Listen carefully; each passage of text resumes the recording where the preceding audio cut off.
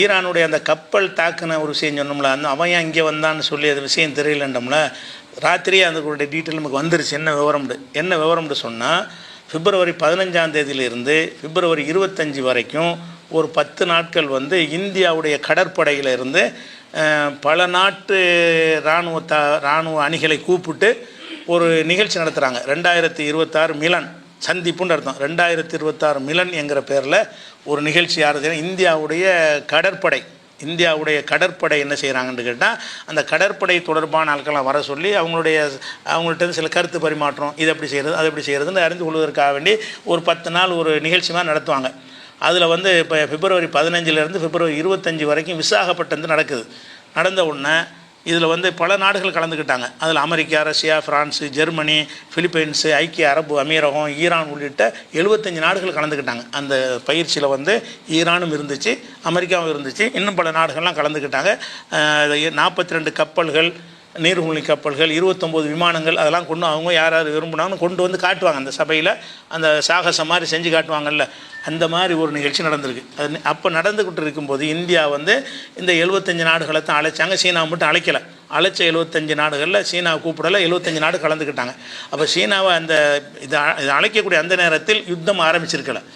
ஆரம்பிச்சுதான் கூப்பிட்டுருக்க மாட்டாங்க, வந்திருக்க மாட்டாங்க. அவங்க இந்தியாவில் கூப்பிட்டாங்கன்னா இவன் ஒரு கொல்லப்பட்டது கூட இரங்கல் தெரிவிக்காத ஒரு ஆள், 176 குழந்தைகள் செத்தது கூட இரங்கல் தெரிவிக்காத ஒரு ஆளுங்கிறது மோடியை பற்றி ஒரு கெட்ட எண்ணம் இப்போதைக்கு ஈரானில் இருக்கிறது. ஆனால் அந்த சம்பவம் வந்து பிப்ரவரி 15க்கெலாம் இப்போ நடக்கலையில், போர் ஆரம்பிக்கலையில். பிப்ரவரி 15ங்கிறது போருக்கு முந்தின ஒரு நிலைமை. அந்த நேரத்தில் கூப்பிட்டோம்னா இவங்க நினைச்சிட்டாங்க நட்பாக தானே பேசிக்கிட்டு இருக்கிறாங்கன்னு அதில் வந்து கலந்துக்கிட்டாங்க. அது முடிஞ்சவொன்னே என்ன செய்கிறான், அமெரிக்காக்காரன் அதில் இருந்தான்ல, அவன் கணக்கு பண்ணி இவங்க திரும்பி போகும்போது அடிக்கணும். அமெரிக்காவும் அதில் கலந்து கொண்டதுனால திரும்பி போகும்போது வசமான இடத்துல வச்சு தாக்கணும்னு முடிவு பண்ணி உடனே எங்கள் தகவலை கொடுத்து என்றைக்கு கிளம்புறாங்கன்னு பார்த்து அவங்க அந்த இலங்கையிலேருந்து அந்த காலிங்கிற ஒரு துறைமுகம் இருக்குது, அந்த காலிக்கிலேருந்து ஒரு 40 கிலோமீட்டருக்கு இந்த பக்கத்தில் அந்த கப்பல் வரும்போது என்ன செய்கிறாங்கன்னா தாக்குறாங்க. அதில் கூட என்ன செய்கிறாங்கன்னா, அந்த காலிக்கு வந்த உடனே இவங்களுக்கு ஒரு சிம்ஸ் தெரியுது. இலங்கையில் அந்த ஈரானில் வந்த கடற்படையில் வந்தாங்கல்ல, அவங்களுக்கு தெரியுது ஏதோ சில அறிகுறிகள் வந்து அந்த வர்ற மாதிரி தெரியுது அப்படின்னு சொல்லிட்டு என்ன செய்கிறாங்கன்னா, இலங்கைக்கு வந்து தொடர்பு கொள்கிறாங்க. எங்களுக்கு வந்து உங்கள் துறைமுகத்தில் இலங்கைக்கு போய்ட்டால் தாக்கக்கூடாது. அதாவது கடலில் வந்து ஒரு நாட்டுடைய எல்லைன்னு ஒரு 40 கிலோமீட்டர் வச்சுருப்பாங்க. அதுக்கு பிந்தி உள்ளலாம் சர்வதேச எல்லை, அது எந்த நாட்டுக்கும் சொந்தம் கிடையாது. அதில் வச்சு தாக்கினா என் நாட்டில் ஏன் தாக்கணும்னு கேட்க முடியாது. ஆனால் அந்த அவன் நாட்டு எல்லையில் இருக்கும்போது தாக்கிட்டோம்னா எங்கள் நாட்டுக்குள்ளே எப்படி நீ தாக்குறேன்னு ஒரு கொஸ்டின் வருங்கிறதுனால யாருமே தாக்க மாட்டாங்க. அந்த இருக்கு அதையும் பார்க்க மாட்டான் அமெரிக்கான்னு வைங்களேன். ஆனால் பொதுவாக ஏற்றுக்கொண்ட மரபு என்னென்னு கேட்டால், இந்திய கடல் எல்லைக்குள்ளே வச்சு எவனும் தாக்க மாட்டான். இந்த கடல் எல்லையை தாண்டி போனோன்னா அது சர்வதேச கடல் எல்லைன்னு ஆயிரும். அது இன்டர்நேஷனலுடைய யார் வேணாலும் போகலான்ற அர்த்தம். அந்த மாதிரி இவங்க என்ன செஞ்சாங்கன்னா, காலையிலேருந்து அவனுக்கு மெசேஜ் அனுப்புகிறாங்க இலங்கைக்கு. இலங்கை வந்து உள்ளே வர்றதுக்கு அனுமதிக்கலை. இலங்கைக்காரனுக்கு என்ன செய்கிறாங்க, எங்களுக்கு நாங்கள் உங்கள் துறைமுகத்தில் வந்து அந்த கப்பலை நாங்கள் நிப்பாட்டுறோம் ஏன்னு கேட்டால் இந்த சிம்டம் தெரிஞ்சு தான் சொல்கிறாங்க. அதுக்கு இலங்கைக்காரன் காலையிலேருந்து அவங்க முகப்பட்டிருக்காங்க. இவன் பல யோசனைகள் பண்ணி அவன் தாக்குறதுக்கு உள்ள டயத்துலேருந்து தப்பிச்சிடலாம்னு நினச்சிருக்கிறாங்க. ஆனால் இலங்கை ரிப்ளை கொடுக்கல. இது பார்லிமெண்ட்டில் இலங்கையில் உள்ள எம்பிகள் கேட்குறாங்க, நீ எப்படி உன்னை வந்து ஆபத்தில் இருக்கிறோன்னு உன்னை முகாமிடுறதுக்கு கூப்பிட்டாங்க, நீ எதுக்கு உதவி செய்யலை இலங்கையில் அப்படின்னு சொல்லி இன்றைக்கி இலங்கையிலேருந்து என்ன செய்கிறாங்க, இலங்கை நாடாளுமன்ற உறுப்பினர்கள்லாம் இலங்கை அரசாங்கத்தை கேள்வி கேட்குறாங்க. அது எப்போ இவன் உதவி செய்ய போகிறான்னா, மூழ்கடிக்கப்பட்டுருச்சுன்னொன்னே போடுறான், போய் ஹெலிகாப்டர் எடுத்துக்கிட்டு போய் செத்த பணத்தை அள்ளிக்கிட்டு வருவதற்கும் இருக்கிற கொஞ்சம் பேரை குத்திக்கிட்டு காப்பாற்றி சிகிச்சை அளிச்சிக்கிட்டு இருக்கிறான். அது வேறு விஷயம். இருந்தாலும் அவன் கொஞ்சம் ஹெல்ப் பண்ணியிருந்தான்னா, அவன் எல்லைக்கு போயிட்டான்னா ஒரு நாட்டு எல்லைக்குள்ளே இருக்கும்போது கொஞ்சம் யோசிப்பாங்க, எல்லா நாட்டையும் பாதிக்கிற வேணான்னு நினைப்பாங்க. இது சர்வதேச எல்லையாக இருக்கிறனால அந்த காலிக்கு கொஞ்சம் முன்னாடியே வச்சு அடிச்சு விட்டாங்கன்னு வைங்களேன். இது ஒரு விஷயமாச்சு. ஆனால் இதில் என்னென்னு கேட்டால், நம்ம நாட்டில் வந்து எதிர்க்கட்சிகள்லேருந்து எல்லாருமே வந்து இந்திய அரசாங்கம் வந்து செஞ்சது சரியில்லை. ஏன் சரியில்லைன்னு கேட்டால், அவங்க வந்து எங்கள் எல்லையை மட்டும் பார்ப்போம்னு சொல்லுவது இராணுவத்தினுடைய ஒரு கடமை கிடையாது. அவங்கள அருகில் உள்ள என்ன நடக்குதுங்களாம் கண்காணிக்கணும் தெரியாமலாம் இருக்காது. இந்தியாவுக்கு வந்து எந்தெந்த இதில் கடலில் வருது, நீர்மூழ்கி கப்பல் இங்கெல்லாம் வருதுன்னு சொல்லி, இப்போ நமக்கு ஒரு 40 கிலோமீட்டர் நம்ம இல்லைன்னு வைங்களேன், ஒரு 200 கிலோமீட்டர் ஒருத்தன் வந்தால் கூட கைக்கிட்ட நிற்போம். அவன் என்ன செய்கிறான் ஏது செய்கிறாங்கிறத கண்காணிக்கக்கூடிய ரேடார் சிஸ்டம்லாம் இந்தியாவில் இல்லாமல் இருக்கும். அந்த உளவு அமைப்பெலாம் இருக்கத்தானே செய்யும். அப்போ இந்தியாவுக்கு இதெல்லாம் தெரிந்திருந்து தான் நீங்கள் வந்து தெரியாமல் உங்களுக்கு இருக்குமான்னு கேட்குறாங்க எதிர்க்கட்சிகள்.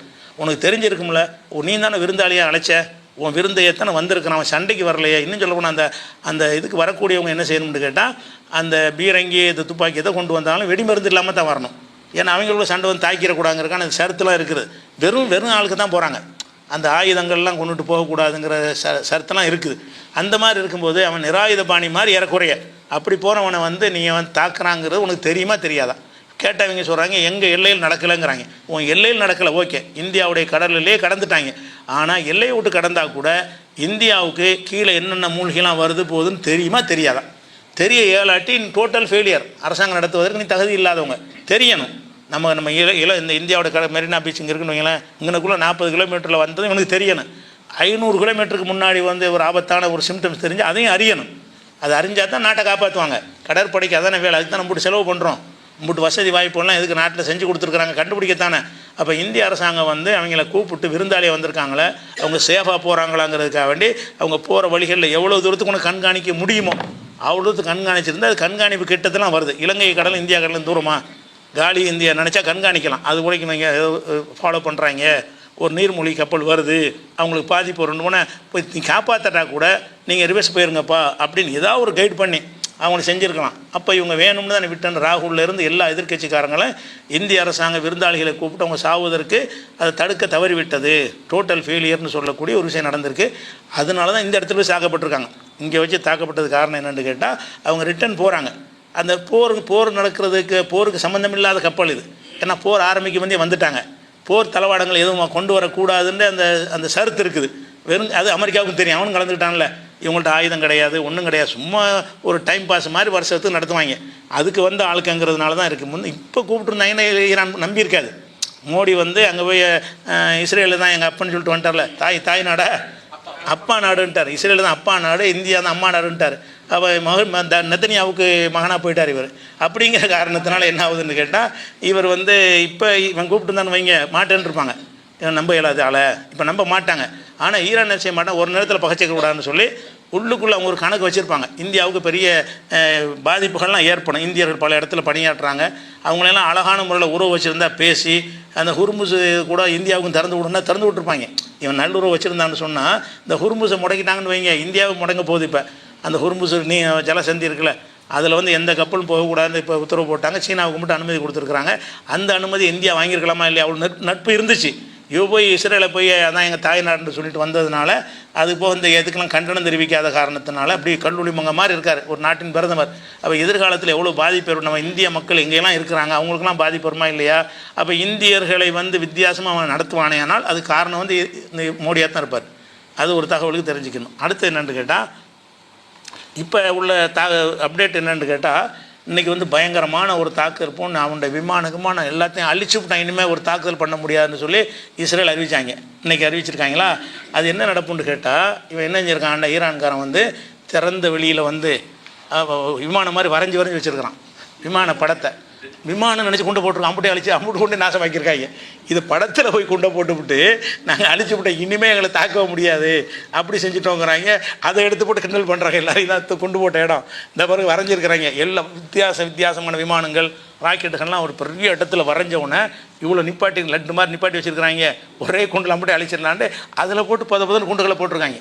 போட்டு வெறும் தரையில் போட்டிருக்காங்க. போட்டுவிட்டு இனிமேல் ஒரு தாக்குதல் பண்ண முடியாது, நாங்கள் சுத்தமாக அழிச்சு விட்டோம் அப்படியே கொண்டு வைப்பான்.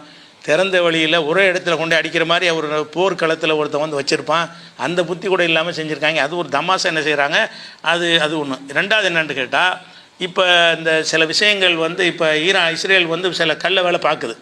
உதாரணமாக சைப்ரஸில் வந்து தாக்குனாங்கன்றோம்ல, இப்போ சைப்ரஸில் தாக்குனது இவங்க இல்லைன்னு கண்டுபிடிச்சிட்டாங்க.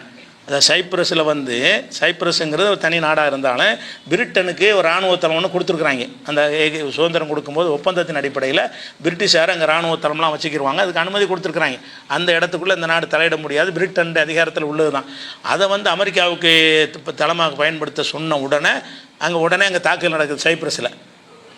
அப்போ என்ன பேச்சாயிருச்சுன்னா, பிரிட்டன் வரைக்கும் இங்கிலாந்து வரைக்கும் நம்மளை அடிக்கிறான் ஈரானு, நம்முடைய இப்போ இங்கே எதுக்கு அடிக்கிறான், நம்ம தளத்தில் தானே இடம் தானே கொடுக்குறோம், அது எதுக்கு அடிக்கிறாங்கிற மாதிரி ஆக்கி அவங்க எதிர் ஆகணுங்கிறதுக்காக வேண்டி இந்த வேலையை செஞ்சுட்டாங்க. ஆனால் இப்போ விசாரிச்சு என்ன ஆகுதுன்னு கேட்டால் இஸ்ரேல் தான் பண்ணியிருக்கிறான். இப்படி செஞ்சால் ஈரான் மேலே சந்தேகப்படுவாங்க, நம்ம போய் சைப்ரஸை தாக்க வேண்டியது. அப்போ பிரிட்டனுக்கு என்ன வருது, இஸ்ரேல்காரன் இந்த ஈரான் நம்மளை அடிச்சு விட்டான்னு ஒரு சந்தேகம் வரும்ல, அந்த சந்தேகத்தை உண்டாக்குனால் போரில் அவனும் வந்துடுவான். அது மாதிரி செஞ்சுருக்காங்க. அதே மாதிரி துருக்கிக்கு போய் துருக்கியோட இவனுக்கு எந்த சண்டையுமே கிடையாது. துருக்கியில் போய் ஒரு இடத்துல போய் ஒரு வேவுகணையை போட்டிருக்கிறாங்க. அது என்ன செஞ்சதுன்னா இவன் தான் போட்டாங்கிற மாதிரி, ஈரான் தான் போட்டாங்கிற மாதிரி அவர் எர்துகான் சொல்ல, இவங்க ஈரானுடைய தூதரகத்தை போய் விலக்கி எங்கே ஏவுகணை இது இல்லை, இது இஸ்ரேல் தான் பண்ணதுன்னு விளக்கணுன்னு, அது இல்லாட்டி அவனுக்கு களத்தில் இறங்குற மாதிரி வரும்ல. நிறைய எதிரிகளை அதிகரிச்சுட்டு போகிறதுக்காக தான் செய்கிறான். தோற்றுருவோன்னு தெரிஞ்சதுனால ஈரானுக்கு எதிராக ஒவ்வொரு நாட்டையாக திருப்புறதுக்காக வேண்டி இவனே அதில் போய் ஏதாவது பஞ்சாயத்து பண்ணி விட்டுட்டு செய்கிறது. அதே மாதிரி நினைஞ்சிருக்காங்க. நேற்று என்ன பண்ணியிருக்காங்கன்னா, அதாவது கத்தாரில் வந்து மக்கள் நடமாடுற இடத்துல குண்டு வைக்கிறதுக்காக திட்டத்தோட மொசாத்துக்காரங்க சில பேர் ஒரு இடத்துல கூடி எல்லாம் பிளான் பண்ணி வச்சுருந்துருக்காங்க. அப்போ பகுஜன மக்கள் நிறைய செத்துருப்பாங்க நடந்துருந்தா. அது அங்கே உள்ள காவல்துறை கண்டுபிடிச்சிட்டாங்க. உலகத்தில் கண்டுபிடிச்சி மொசாத்தை கைது பண்ணியிருக்கிறாங்க. எதுக்காக வேண்டி, நீ மொசாத்தை உனக்கு நட்பு நாடுன்னு நினச்சிக்கிட்டு இருக்கிற, அவன் நாட்டில் உள்ள பொதுமக்கள் அழிச்சுப்புட்டு அது ஈரான் செஞ்சான்னு பழிய போட்டு, நம்ம இந்த வேலை காவிகள் வேலை இருக்குல்ல, குண்டு வச்சுட்டு முஸ்லீம் வேலை போடுவாங்கல்ல, இதே வேலை ஒரே அதனால தான் அம்மாங்கிறார். அது எதுக்காக மொசாத்தை வந்து தாய் நாடுங்கிறாருன்னு கேட்டால் இதே சேம் திங்கிங் தான். அவனை இப்படி தான் சிந்திப்பாங்க. எப்படி எங்கேயா குண்டை வைக்க வேண்டியது முஸ்லீம் செஞ்சாண்டு போட்டு விட்டு அப்படி டைவர்ட் பண்ணி கலவரமாக்கி விட்டுற வேண்டியது. அதே வேலை என்ன செய்கிறான்னு கேட்டால் அவன்கிட்ட எடுத்தானா அவன் எடுத்தானு சரி ட்ரைனிங்கு. அதே மாதிரி ஸ்டைலில் என்ன செய்கிறாங்கன்னா, கத்தாரில் பொதுமக்களுக்கு குண்டு வைக்க பார்த்துட்டாங்க. பொதுமக்கள் நடுமாறுற சாலைகள் கடைகள் அங்கெல்லாம் குண்டு வைக்கிறதுக்காக தயார் பண்ணியிருக்கும் பொழுது மொசாத் ஏஜென்ட்களுக்கு அடிப்பிடிச்சிட்டாங்க. அப்போ தான் விளங்குனாங்க, ஏதாவது ஈரான் வந்து பொதுமக்களை தாக்குனதாக வந்தால் ஈரான் தாக்கலை, இவங்க தான் செஞ்சுருக்கிறாங்கன்ற அளவுக்கு அவங்களும் வந்துட்டாங்க. அப்போ அவன் நோக்கம் என்னன்னு கேட்டால், ஈரானுக்கு எதிராக எல்லாரையும் திருப்பணும்.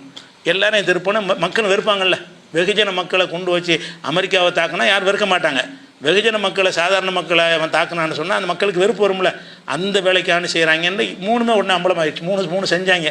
இன்னும் எத்தனை செஞ்சாங்கன்னு தெரியல. 3 விஷயம் அம்பலமாகிடுச்சு. பிரிட்டனுக்கு அந்த சைப்ரஸுக்கு அடித்தது இவங்க தான் அடிச்சிருக்காங்க, துருக்கிக்கு அடித்தது இவங்க தான் அடிச்சிருக்கிறாங்க. இதில் அது குண்டு வைக்க முயற்சி பண்ணது இவங்க தான் பண்ணியிருக்கிறாங்க. வைக்க வந்து பிடிச்சிட்டாங்க. இவங்க தாக்கினதால் அசர்பைஜான்லேருந்து என்னென்னு கேட்டால், இஸ்ரேலுக்கு தேவையான எண்ணெய் எரிவாயுகளும் அசர்பைஜான் வழியாக தான் கொடுக்குறாங்க. அவங்க வந்து இஸ்ரேலுக்குடைய ஒரு அடிமை நாடு மாதிரி உள்ளது. அந்த யுத்த காலத்திலே கொடுத்தாங்க. அவங்களுக்கு எண்ணெய் சப்ளைலாம் எங்கேருந்து அசர்பைஜான்லேருந்து குழாய் வழியாக வரும். குழாய் வழியாக வந்துக்கிட்டு கப்பல் வழியாக வந்து தள்ளியிருப்பாங்க. குழாய் வழியாக வரும். அந்த குழாயை தகர்த்துட்டாங்க இன்றைக்கி. ஈரான் நினைச்சிட்டாங்கன்னா அந்த வகையில் உள்ள எண்ணெய் சப்ளையும் காலி. எண்ணெய் சப்ளை காலி என்ன, அவனை ஆயுதத்தை ஏற்க முடியாது. ஹோர்முஸையும் அடிச்சு விட்டாங்க, செங்கடலையும் முடிச்சு விட்டாங்க, இப்போ அந்த குழாயை அடிச்சு விட்டாங்கன்னு சொன்னால் அவனுக்கு எரிபொருளுடைய தட்டுப்பாடுலாம் வரும். அது நல்லா பிளான் பண்ணி அதை செஞ்சுருக்கிறாங்க. அதுக்கடுத்து என்ன செய்கிறாங்கன்னா, இன்றைக்கி வந்து என்ன செய்கிறாங்கன்னா, உன்னுடைய அணுசக்தி மையத்தை தாக்குவோம், முடிஞ்சால் தடுத்து பாருன்னு பகிரமாக அறிவிச்சு தான் செய்கிறாங்க. இன்றைக்கு இரவுக்கு அணுசக்தி மையத்தை தாக்க போகிறோம், முடிஞ்சால் தடுத்துப்பார் அப்படிங்கிற ஒரு விஷயத்தை நினச்சிக்கிறோம். அதில் முக்கியமான விஷயம் என்னென்னா, அந்த ஸ்பெயின் நாடு இருக்குது பார்த்தீங்களா, அது ஐரோப்பிய நாடுகள்லேயே ஒரு வித்தியாசமான நாடு. ஒரு காலத்தில் வந்து இஸ்லாமிய நாடாக இருந்து இஸ்லாத்தை கம்ப்ளீட்டாக ஒழித்த நாடு ஸ்பெயின்கிறது கடந்த ஒரு காலத்தில் முழு இஸ்லாமிய நாடாக இருந்துச்சு ஸ்பெயினுங்கிறது. அதை என்ன செஞ்சாங்கன்னா, இஸ்லாத்தை ஒழிக்கிறது வந்து ஒரு சிலுவை யுத்தம் நடந்த பொழுது ஸ்பெயினை கைப்பற்றி ஸ்பெயினில் உள்ள முஸ்லீம்களாம் கொன்று குவித்து அவங்கள மதமாற்றம் பண்ணி படிக்கக்கூடாது, குரான் ஓதக்கூடாது, பள்ளிவாசல் அடிக்கக்கூடாது அப்படி சொல்லி முஸ்லீமே இல்லாமல் ஆக்கிட்டாங்க, புடைச்சிட்டாங்க. அப்படி இருந்த ஒரு நாடு இன்றைக்கி எப்படி எல்லாம் மாற்றிருக்கான்னு கேட்டால், இன்றைக்கி அமெரிக்காவுக்கு வந்து எதிராக அவன் அப்படி ஐரோப்பா நாட்டில் வந்து குரல் கொடுக்குறான். இவன் கேட்டான், உங்கள் நாட்டிலேருந்து நாங்கள் தாக்குறதுக்கு ஒரு தளத்தை கொடுங்கன்னு கேட்குறான். தரமாட்டோம், படுகொலைக்கு நாங்கள் துணை செய்ய மாட்டோம், இதோட உறவை முறிச்சு தொலைஞ்சிட்டு போன்ட்டாங்க. அதுக்கெல்லாம் பயப்பட மாட்டோம்னு சொல்லி, நாங்கள் அநீதிக்கு துணை செய்ய மாட்டோம்னு சொல்லி ஐரோப்பாவிலே பிரச்சனை வந்துட்டுருக்கு. அது மாதிரி இப்போ என்ன செஞ்சிட்டாங்கன்னா, பல்ட் அடித்து இங்கிலாந்தும் ஜெர்மனும் வந்து அமெரிக்காவுக்கு சப்போர்ட் பண்ண மாட்டோம்னு சொல்லிட்டாங்க. இப்போ பாராளுமன்றத்தில் ஒரு பிரதமர் பேசிட்டார், நாங்கள் சப்போர்ட் பண்ண தயாராக இல்லைன்னு சொல்லி. அப்போ தனிமைப்படுத்தப்பட்டு இருக்கிறார்கள். ஆனால் அது எப்படியாவது உலக நாடெல்லாம் எதிர்க்கணுங்கிற மாதிரி சில வேலைகளை செய்வாங்க. ஏதாச்சும் ஒரு நாட்டில் போய் தாக்கிட்டு ஈரான் தாக்கிடுச்சின்னு சொல்லி அவனை ஈரானுக்கு பகமை ஏற்றணுன்னா நிறைய எதிரிகளை சம்பாதிக்கிற மாதிரி வரும்ல, நிறைய எதிரிகளை ஒரு நேரத்தில் ஃபேஸ் பண்ணுற மாதிரி வருங்கிறதுக்கு அந்த வேலையை செய்கிறாங்க. ஆனால் இந்த 3 சம்பவம் வந்ததுனால இனிமேல் நம்ப மாட்டாங்கங்கிற நிலைமை ஏற்பட்டிருக்கு. இதுதான் தகவல் நடந்த விஷயங்கள்.